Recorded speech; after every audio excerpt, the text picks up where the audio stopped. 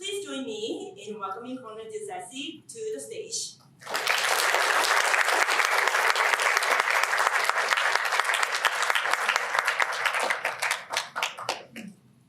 Moment of truth. Okay.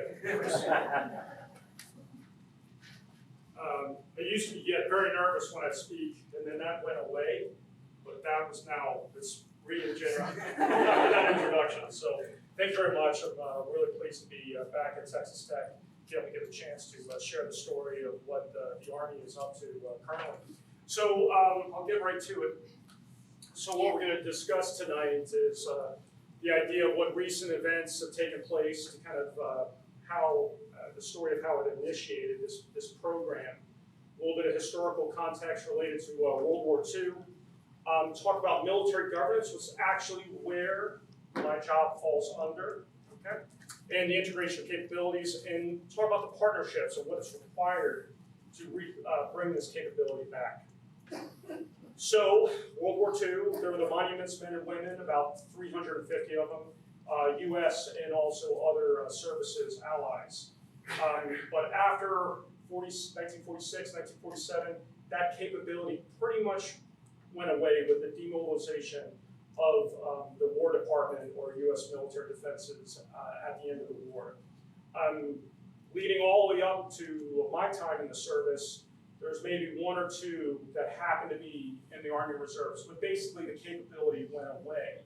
And when I initially entered the service was as an armor officer, also went to art school at ROTC in Philadelphia. So after 9/11, coming back out of the Interactive Radio Reserve, actually a group that actually lives, Michael Keller and his wife, who was the commander of the battalion right here, the 413 Civil Affairs Battalion, said, "Hey, saw your resume, do you realize we're to protect the art of war?" And I said, "I have no clue what you're talking about." And then, after exploring a little bit, I was like, "Well, where do I get training?" And they're like, "You're going to have to invent it." I was like, "There's no way I'm going to invent training for the U.S. Army." That is not But anyway, so that's the start of the story, and we're going to zigzag all over the place tonight. So we're going to hit history, we're going to hit military operations currently, and the idea of delivering capabilities for the armed forces. Right, so I'm presenting here in the museum, just so everyone knows, general definition for the Department of Defense for the U.S. Army.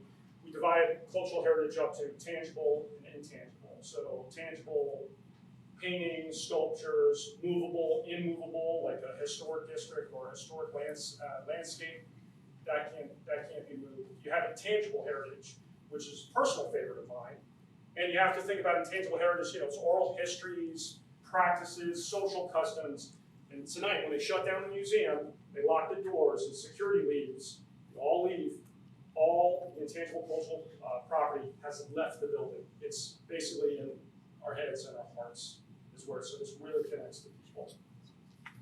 So there's been, as mentioned, there's been a lot of conflict and through the centuries and relating directly on cultural heritage and targeting of cultural heritage and destruction, and also the theft of cultural heritage. So recent past, in the last 20 years. So you'll have to forgive me. This is a current picture of a museum in Kabul, all right, in Afghanistan. But it also is what it used to look like years back, all right? It looked like this back in the 1970s and the 80s, but then after the Taliban came in, there was a gunfight between the Taliban and the former government, and you had the King's Palace across the street. So major gunfire, mortar rounds, RPGs, and it just basically destroyed the building. The State Department helped rebuild this, and this is the way the building looks right now. So that's the destruction directly. Bamiyan Buddhas, 2001 destruction. This is the museum in Baghdad. So 2003, it was looted. Palmyra, Syria, ISIS, Islamic State. So you look off to the left, that's how it used to be in a satellite image. That all that's left is some columns. This is Jonah's tomb in Mosul, Iraq. Islamic State blew that up. This is St. Elijah's Monastery in Iraq, south side of Mosul, established around 500 AD, the oldest monastery in Iraq. Right up here, you can see this is the the bird's eye view of a monastery, and then ISIS came through with bulldozers and leveled it. Ukraine.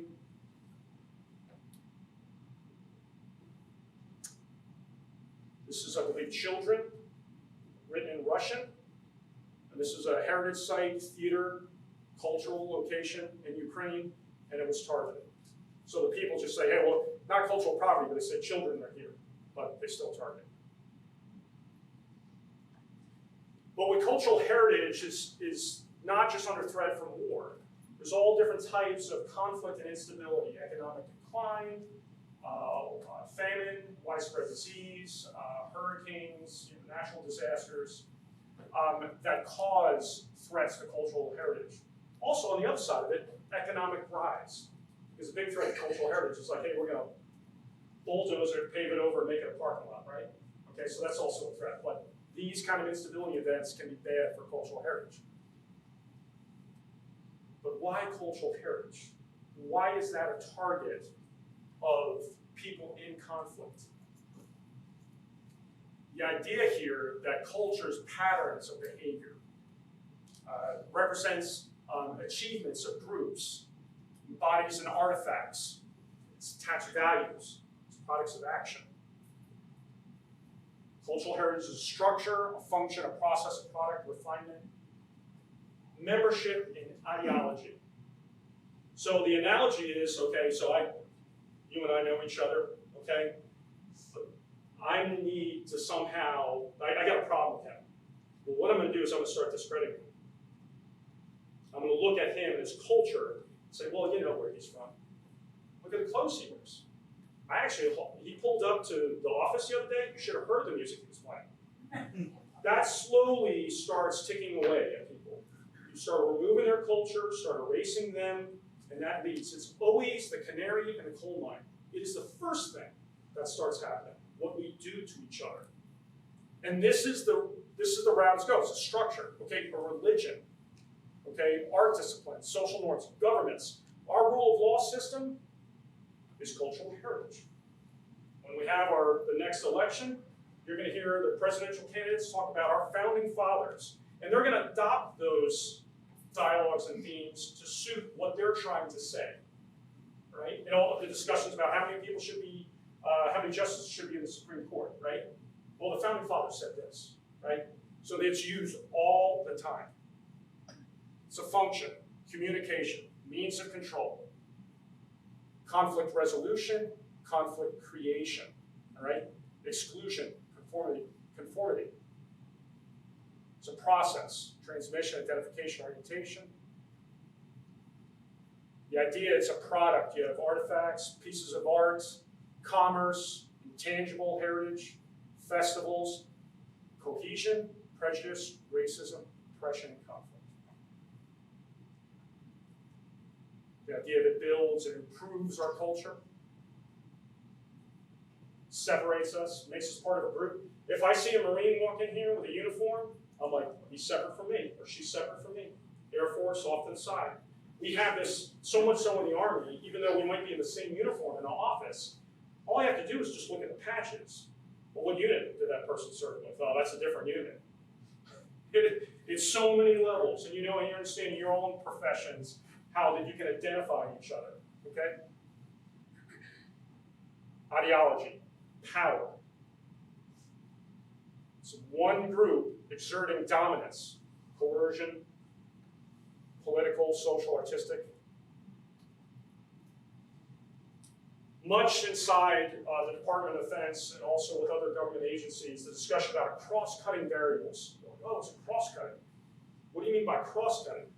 The idea that it hits through all our major sectors of society. Government, rule of law, economics, security, and social well-being. These sectors, so DoD looks across and tries to identify stability by looking at the 5 sectors. Now here, this is a kind of a build-up here, and it's a description of how we can look at, if you look at social cohesion. So as a civil affairs officer, my job is to work with communities.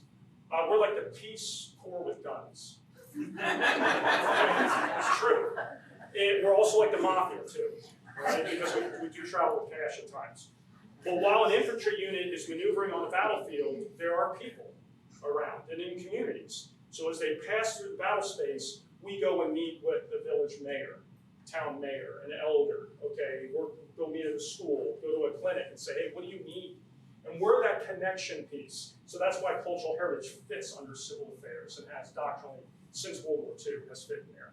But if you look at social cohesion, stability, which is what DoD looks like, Department of Defense looks at, and you go around governance, economy, rule of law, social public services. And here, it's not just at a society level, it goes all the way down. And the idea that how this all interrelates, because it affects people's decisions when they vote, who they support, do they want to interact with a police officer, those type of things, which connects with, do they want to interact with their own government? That's important in our business, my business. So the constructs of cultural heritage interconnects, and then it goes to perception. So think about that. A group gets displaced under conflict, and they go to a new city. Okay, how are they labeled? What is the media saying about them? Are they a positive? Are they negative? And actually, if you want to, I don't like his music, and he just pulled into my town, no thank you, right? Then it creates a moral panic, and groups stop interacting with each other, and then it leads to social cohesion. So the idea is and you'll see what's happening in this presentation with heritage and preservation officers, we're almost redefining the environment for DoD, because this whole capability has been missed. The idea, I like to say, we have the secret sauce for this. I'll probably say this later on, but I'll say it right now. When this program kicked off, and I was dealing with, because our proponent for this job is the U.S. Army Special Operations Command, all right, out of Fort Bragg. Say, hey, listen, DeJesse, why are you doing this one? You've got all these other things that fall under military governance, like energy and infrastructure, telecommunications. That's what we really care about. So the reason why I'm doing this one is because that's what I am, and I have the network, and I'm given this job to recruit people, so we're going to go after what I want to go after. But also, the last time we won a war was when we had this capability. 1945 was the last time we won a war, okay? So you need the monuments men and women, okay? And it's like, well, causation, correlation, sorry, but it's true, okay? But the idea is we're explaining this out to DoD in ways they haven't thought of in a long time, which our competitors are thinking about. Well, look at the historical context.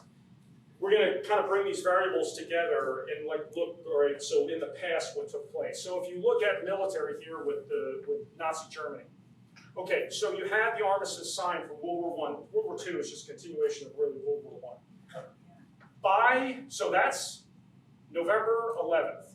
The Nazi party was the occupation of the Ruhr. The Germans could not pay back the war reparations. Basically, France went back in, and all the other Allied governments, also militaries, went in. 25, the Gestapo, and then the Civil War in Spain, occupation of Czech Republic, and then September 1st, 1939, the war officially kicks off in Europe. Rule of law. Okay, this is really interesting. Here we go, I love this one. So the Nazis took over in March 1933. The law against overcrowding in schools and universities. Well, who's not against overcrowding? Does anyone have an idea who this targets? Exactly. So a lot of times they say these laws, and really they're hinting for something else. All right? Removal of, here's a few, one of them, saying they can't be Germans anymore. They can't be involved in the arts. Jews cannot be involved. The army law, no Jews in the army. All right? The blood honor, that piece, Jewish teachers are banned. Then all of a sudden start going after the cultural property.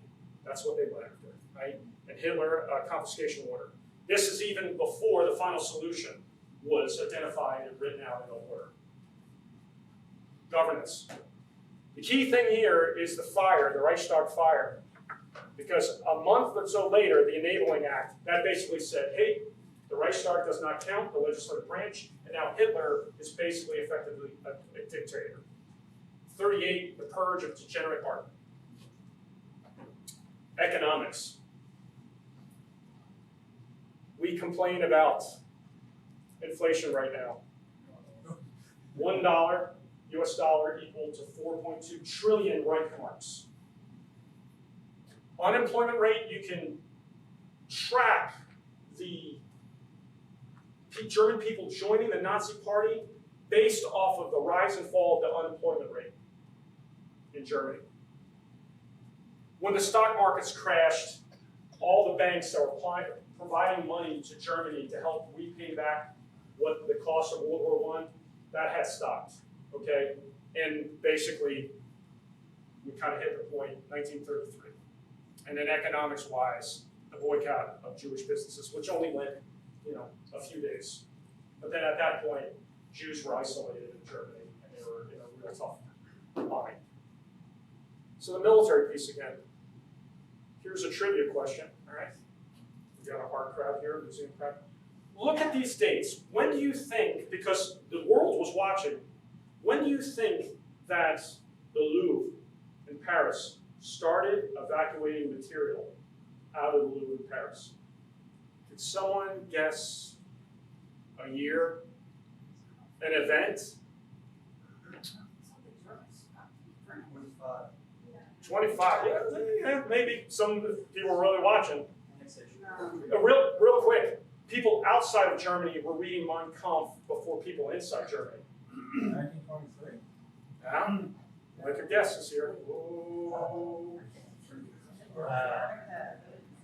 Because the Condor Legion, which was the Luftwaffe group that went into Spain to help the fascist government out, is when they indiscriminately bombed cities. So it was 1938 that they slowly started pulling material out of the Louvre, all right?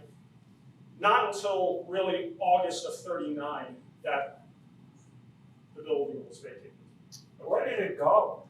It went to like chateaus. The Germans, when they did occupy France, they knew where all the material was. The thing was, it was French government material, so they didn't go after it. They were going after Aryanization, removal of Jewish cultural property. It stayed in France. Stayed in France, most of it, yes, but it was the majority of it. All right, so the Mona Lisa was under some girl's bed.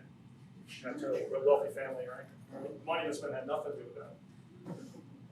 All right, so you have here Joseph Sachs with the American Defense Harvard Group. They're starting to observe what was happening. You had the Roberts Commission. First commission was because of what happened at Pearl Harbor. How was that such a mistake that wasn't identified that we're going to be attacked? The second commission got into looking at cultural property.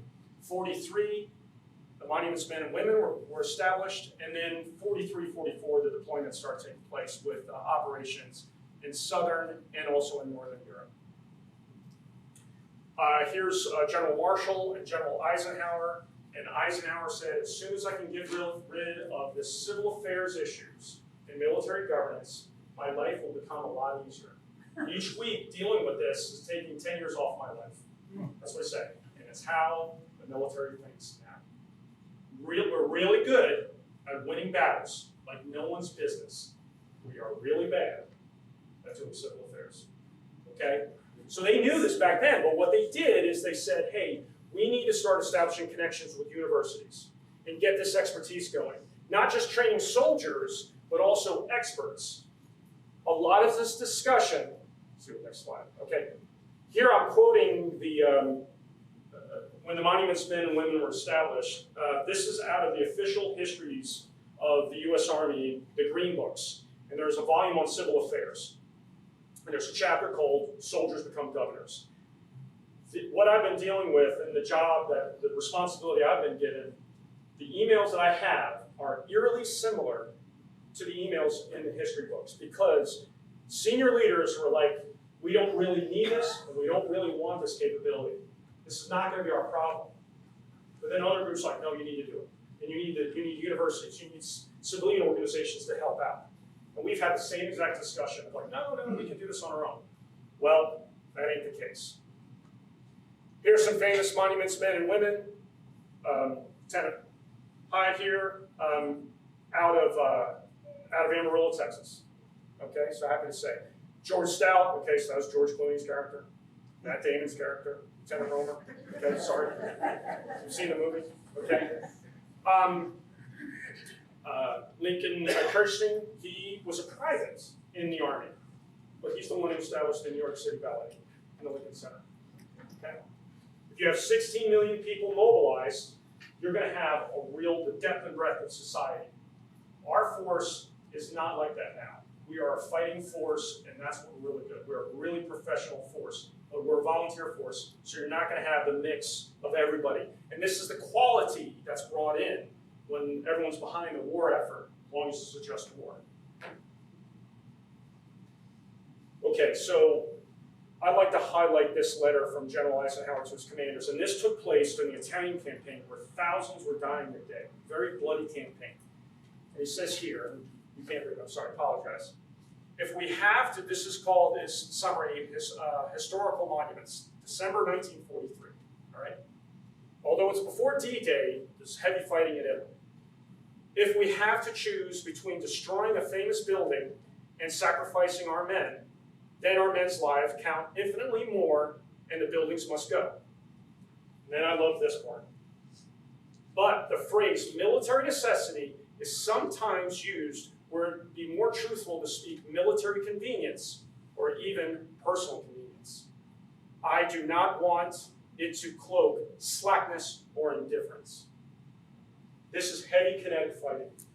And in the recent wars that we have fought in, Iraq and Afghanistan, were not as kinetic as this was. Yet he's still saying how important it is. All right?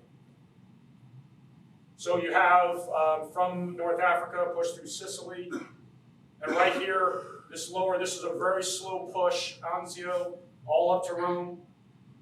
The connection between my family is my grandfather was born on the eastern side of Italy. All right, came to the United States in 1922, enlisted in the Army in the 1930s, became an officer when the war broke out, and became a military governance officer. But he could speak Italian. He knew the area, and he knew about electricity, so they sent him in. So there's a little bit of generational connection here. Normandy, the monuments men initially met up towards Brittany, here in Normandy area, and then moved. And they all, if you've read the books, Monuments Men, and also Saving Italy, it's the civil affairs stories to me, because they had no resources to get around, to find this type of work. They basically had to beg, borrow, and steal, and they're slowly, trying to push behind the front as it moves forward. But every time they showed up to a battle space, they're like, the commanders are like, what are you doing here? Move on, or you can't come with us. So they really had to scam their way through, for lack of a better phrase. Oh, there's the Mona Lisa. We have nothing to do with that, sorry. Again, altarpiece, the Madonna of Bruges, Michelangelo. All right, and here's approximately the area where the salt mines were. All right, so I'm going to breeze right through military governance here. Okay, so this is the idea of what the heritage and preservations fall under. And it's a new area of concentration that was established in 2014. 38 Gulf, 38G, military governance specialist. That's what I am. And there's 18 jobs, skill identifiers that fall under it. And it's out of Fort Bragg, special operations, and there's only one command that we fall under, and that's under the U.S. Army Civil Affairs and Psychological Operations Command. It's a mouthful. So from now on, I'll only say use a KPOC. Sorry. So why? All right, because of the Geneva and Hague Convention.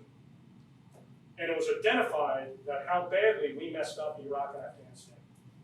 And somehow, I don't know what leader thought this up, but my hat's off to that person. He said, we can deal in deception, but we can't deal in self-deception. And we owe it to ourselves to get it right. And to the American people and to the people we're serving with. When someone says, hey, thank you for serving, my response is, I'm honored to serve. Because it's the taxpayers like you all that fund this capable force and be able to defend this nation. All right, so we got to take our business serious. And if we have to do military governance, which we have done for every single war, we do it all the time, although the Army forgets. So basically the Hague Convention. All right, so we want to deliver capabilities and transitional military authority. We want to work our way to a job as fast as possible, not sit there for 20 years.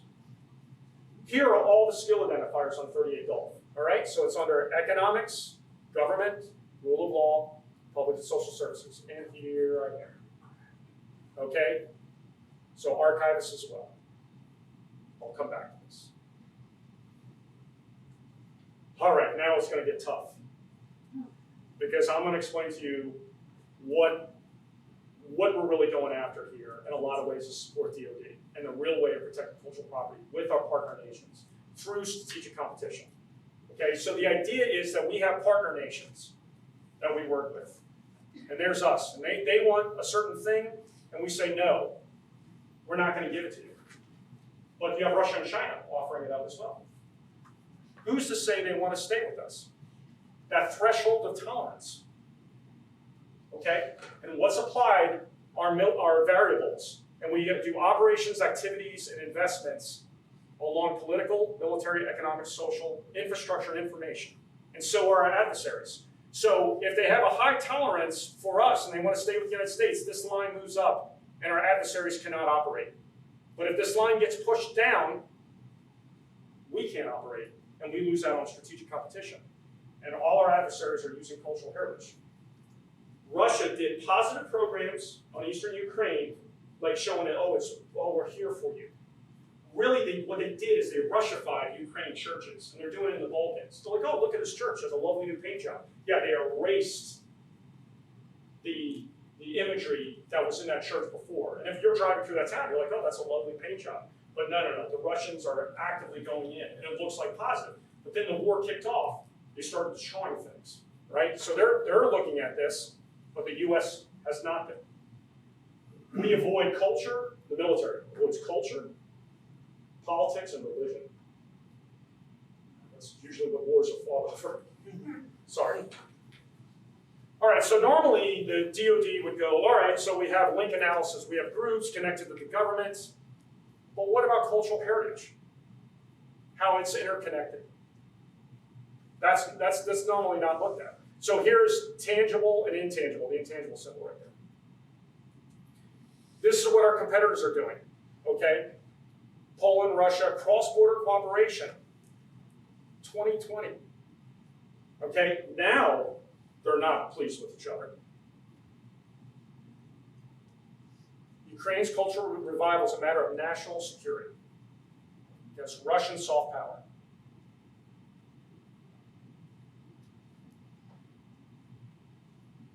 China in Africa, teaching Kung Fu.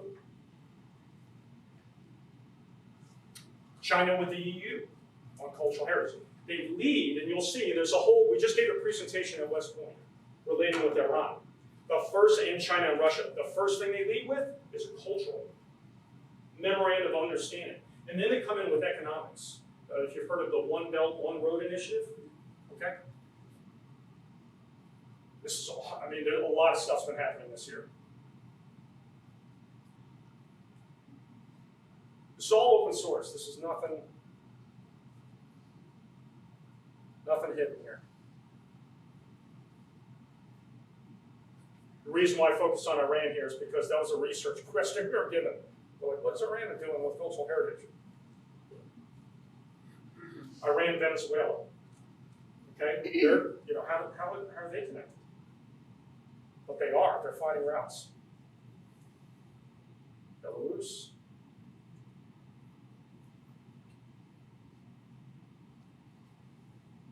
Vietnam is not really pro-China. The idea of this charm offensive because of South China Sea. All right, so obviously our competitors are doing something related to it. Then you also have illicit trafficking taking place, threatening cultural heritage. Sometimes it's connected to the government where we're operating in. They're part of the problem. And there's these connections. And what we do as heritage preservation officers is explore these connections. And a lot of times it's routed through cultural heritage. That's how they're interacting with each other. Either stealing it or destroying it or promoting one side as a power, ideology. This is kind of a complicated model, but the idea is that we're focusing on the edge right now when we start talking about what's happening in these relationships. The operational variables, what's the motives, and what the availability they have and the resources to do these things. And it happens in the relationships between the different actors. And all of a sudden we start figuring out, like, oh, that one country is our friend. Well, really they're not, because they're connected more economically and culturally to our competitors. And so we can figure out where we fit in the world, whether we can actually, if there's a time for defense, whether these people will stand by with us or they're true partners. And what is the U.S. doing? Not much. All right. So the idea is like there's all these hot spots going on, and these variables are affecting things. So we're redefining the operational approach for the military. The idea of knowing where we are. Through cultural heritage, we can say, all right, we can define the idea of social well-being and rule of law, using actually intelligent assets and open sources to identify where we sit. We can also define the type of conflict it is through culture. To know what we need to do to help for reconciliation processes. The willingness of a nation to protect the culture of all. It's like, okay, so, if I'm a Methodist and it's a Protestant church or whatever, like, it's from 1850, am I willing to go in that church? It's like, oh, this is part of my community's history. Or it's like, no, I can't. I can't deal with them. Do they care about the minorities group? And now we'll tell, it's like, are they going to head towards a peaceful solution? The opportunities. Who the greater understanding of the conflict, violent extremist organizations, transnational criminal organizations, what they're up to, what the adversaries are targeting. From all this, putting cultural heritage down on the environment, we can actually redefine the end states and objectives. So with military necessity, normally,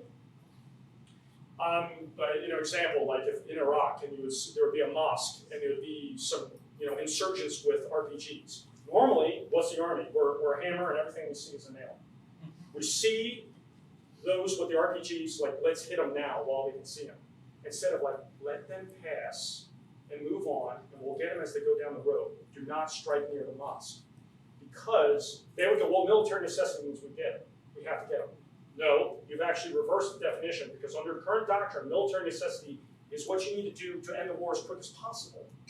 If you blow up that mosque, you think the war is going to end sooner? No, it's going to get prolonged, because the insurgents are going, well, but they didn't. The evil West, right? So it's actually reversed. Why you do not destroy cultural property?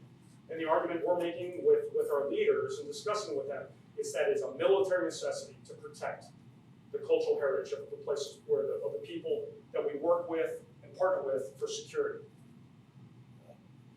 So here, if we took the 1954 Hague Convention, Article 7, military measures, and we reverse this model,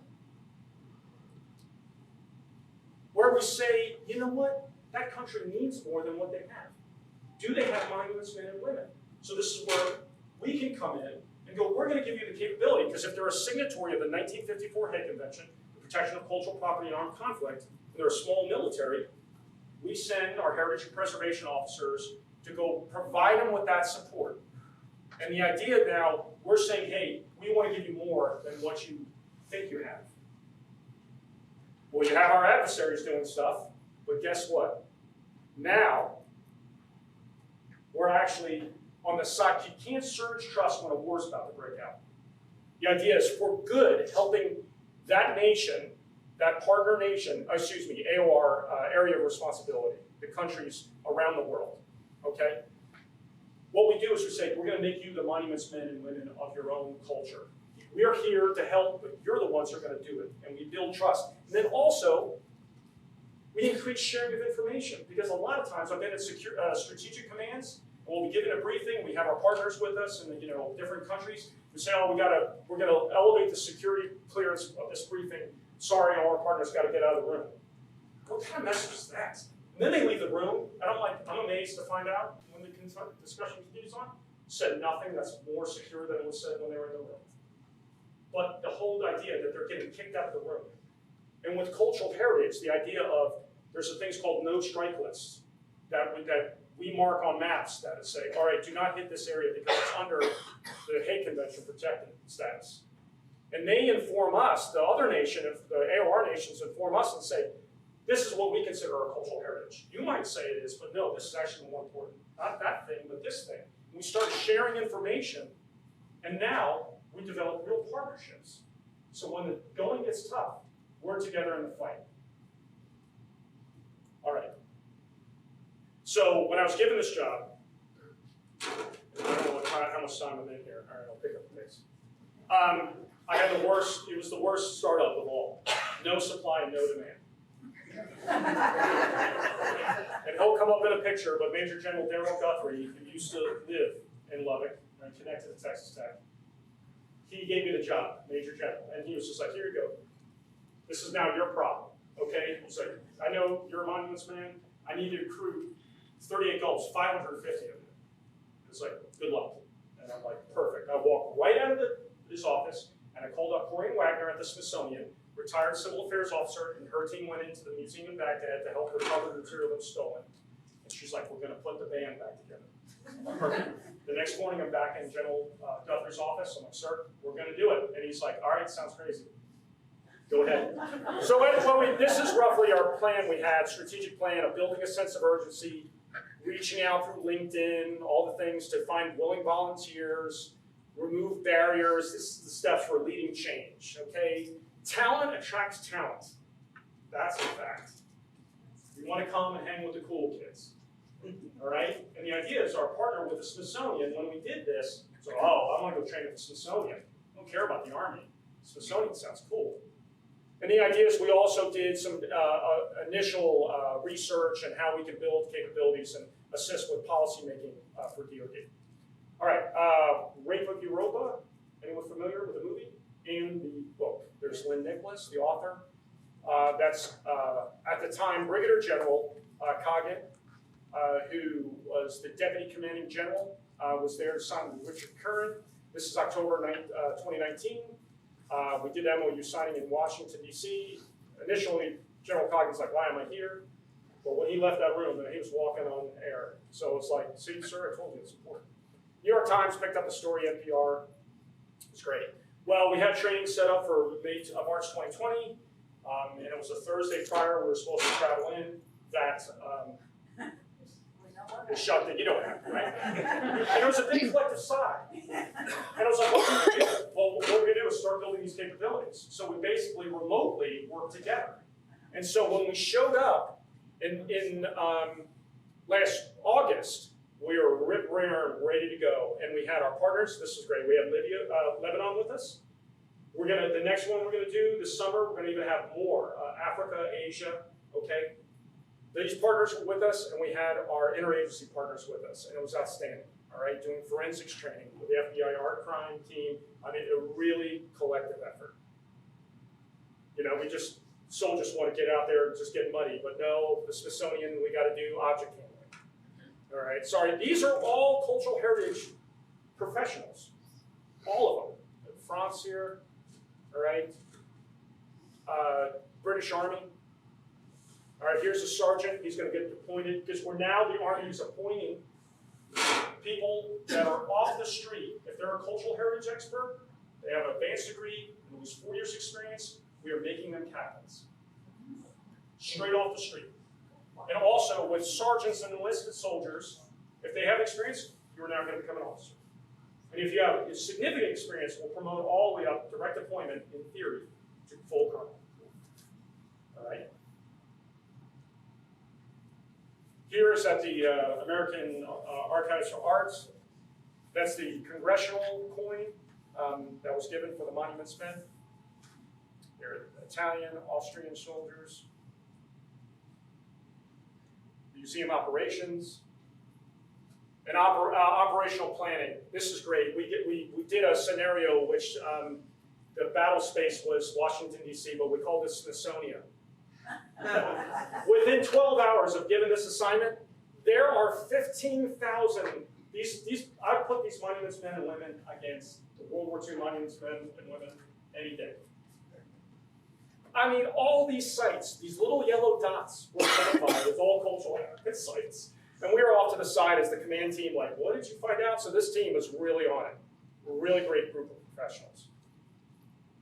At the end of the training, we had the day. So this gentleman here is a nephew of a monuments man that was killed in action in World War II, laying a wreath at the Tomb of the Unknown Soldier.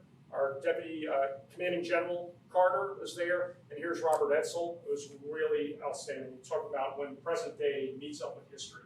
And so the Monuments Men and Women Foundation were there, a lot of the family members, the Romer family. George Stout's granddaughters were there. It was outstanding. It was great celebration. And this was graduation day at the castle. And then PBS NewsHour did a great thing on us, featured, they had a great interview with Sonia Dixon and Hayden Bassett. They're just outstanding. These are direct appointment, brand new, all right? So by 2023, by the end of this year, we should have approaching 35 monuments men and women. But there's 350 in World War II. Yes, but per capita. Because we don't have 16 million service members. We actually have more monuments men and women now than we did before. We will have. All right? So I'm proud of that. And this group is really outstanding Americans that said, hey, I'm willing to do this. And these are all museum professionals that have stepped forward. I mean, just fantastic people. Well, it started at Texas Tech.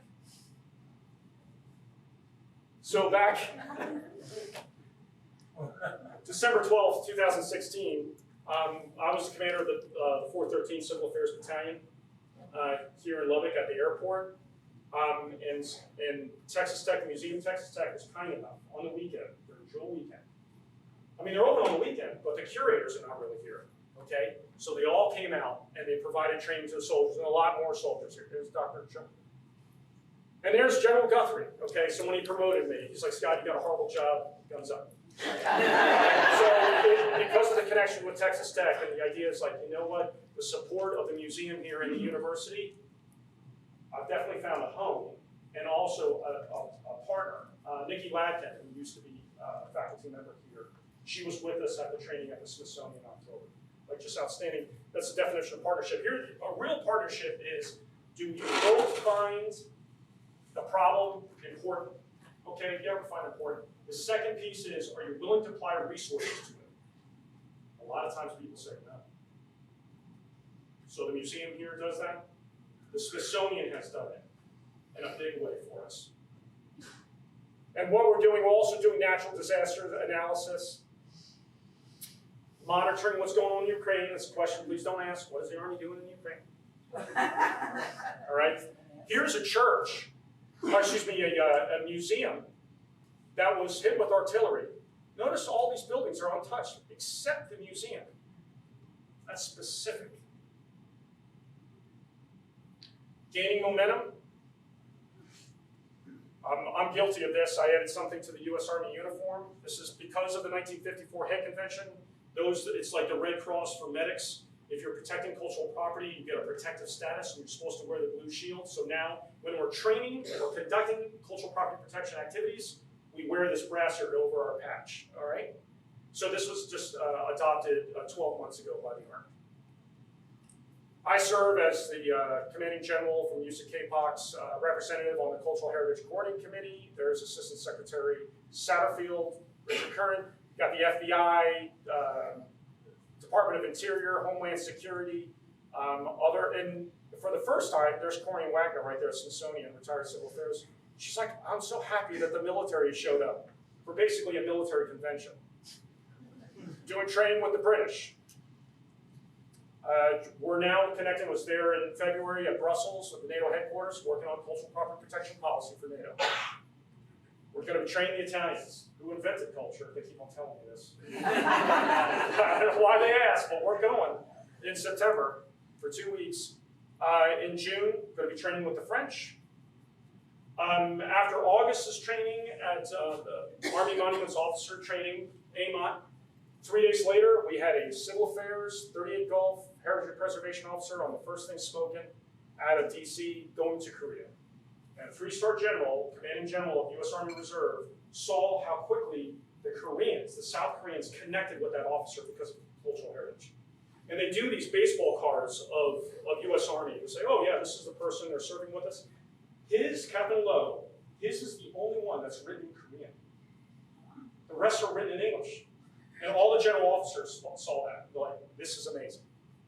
In Djibouti, going to work with actually identifying, doing assessments on cultural heritage sites. This is an airstrip, and they identified all these burial sites here.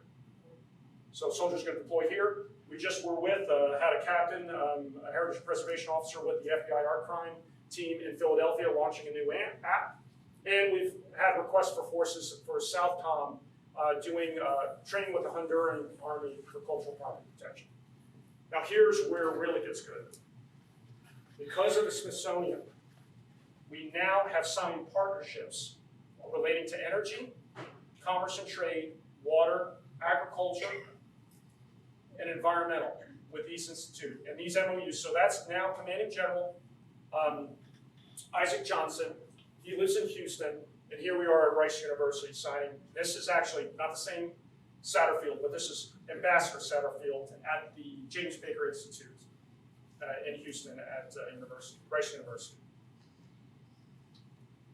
It was great. I was at A&M. I'm not an A&M fan, but they actually welcomed me. I felt like I was in Lubbock at Texas Tech. It was great to meet with them for agriculture. And all their faculty has served with the Army, most of them, if they've been there for more than 10 years, on agriculture development teams that were sent to Iraq and Afghanistan.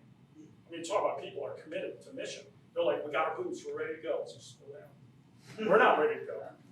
So here's signing the MOU. That's us at Notre Dame with General Thompson, who I've served with. Fresno State.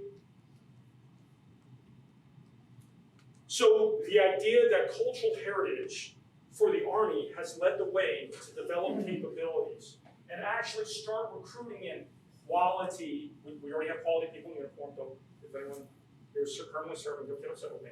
But the idea of experts, and also Nikki Ladkin had shared with me one time, it's not that you have the education or the time at your job, it's the network that you have that makes you an expert.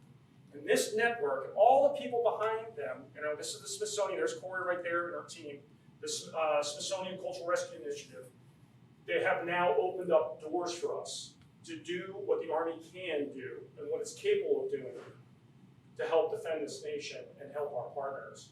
So these are great Americans that have decided to join with us. And I'm really proud of the work that they're doing, and I'm just telling their story. So thank you very much.